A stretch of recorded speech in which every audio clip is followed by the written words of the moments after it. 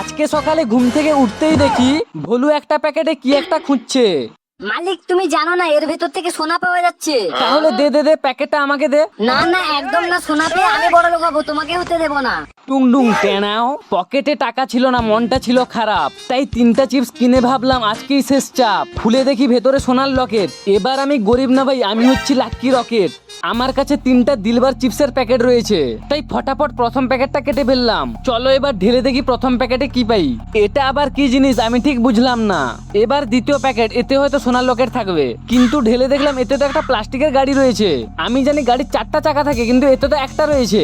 এই তৃতীয় প্যাকেটে হয়তো সোনার লকেট পাবো, কিন্তু সেটা দেখার আগে আমি তো জানি তোমরা খুব ভালো মনের মানুষ, তাই ভিডিওটাই লাইক আর চ্যানেলটি সাবস্ক্রাইব করে দিও। এবার যখন তৃতীয় প্যাকেটটা কাটলাম, ও গাইস আমি তো সোনার লকেট পেয়ে গেছি। তাই তো আনন্দে আব তো হোশ না খবর হ্যায়, এক ऐसा असर है तुमसे मिलने का बाद दिल भर।